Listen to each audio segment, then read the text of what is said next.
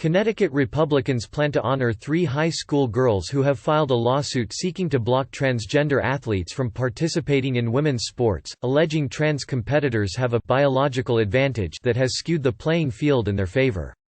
J.R. Romano, chairman of the Connecticut Republican Party, said plans to honor the athletes with a fundraising event next month are a response to what the state GOP sees as unfair treatment of the students by the media, the state's Democratic Party and liberal activists. They're being vilified just for fighting for fairness. Romano told NBC News. We're honoring them for their bravery and standing up despite that vilification. On March 25, Connecticut Republicans will present the Courage Award to Selena Soule, a senior at Glastonbury High School, Chelsea Mitchell, a senior at Canton High School, and Alana Smith, a sophomore at Danbury High School. In their lawsuit, filed February 12, the 3 high school runners argue that requiring them to compete with transgender athletes for scholarships and accolades is a violation of gender protections under Title IX.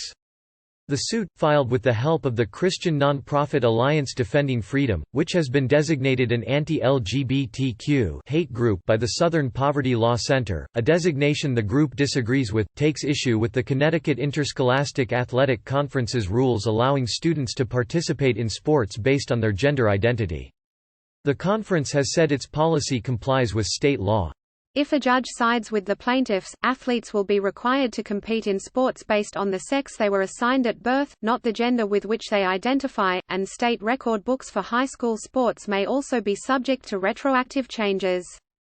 The lawsuit was prompted by the performance of 2 transgender Connecticut high school sprinters, Terry Miller and Andrea Yearwood, who have repeatedly outperformed their cisgender female competitors.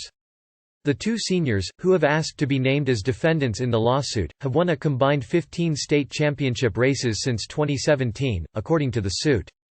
Eliza Byard, executive director of the LGBTQ youth advocacy group GLSEN, said the Connecticut Republicans' decision to honor the plaintiffs is not surprising considering the Department of Education's opposition to transgender students' rights under Secretary Betsy DeVos, a Republican, and the Republican Party's current focus on transgender participation in women's athletics. We are living in a moment when this has been identified as a topic that can generate controversy, Byard said. The sad thing is that students who simply deserve to go to school in peace and have equal opportunity are being targeted in a way that is extremely harmful. Romano, on the other hand, applauded the plaintiffs' bravery for fighting to make their voices heard in what he describes as a media and political environment overly attuned to political correctness. He also rejected the labeling of the Alliance Defending Freedom as a hate group. He said the issue of transgender athletes' participation in sports is complicated and deserves a complicated discussion, and added that he believes the conversation thus far has been unfair to cisgender female athletes who shouldn't have to compete against a biological male. This is about the future of women's sports, he said. That's what these girls are fighting for. While transgender women have won a number of athletic championships and titles recently, Byard says there is no real evidence that trans athletes are dominating overall in women's athletics.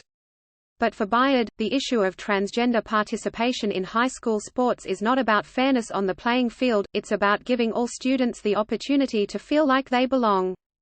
LGBTQ youth face so many barriers to feeling like they belong in the school community, she said. Those youth who are able to participate as a member of a team are much more likely to feel like they belong and do better in so many different ways, and this is one of the ways that we can help vulnerable and isolated students connect at school and succeed. Follow NBC Out on Twitter, Facebook and Instagram.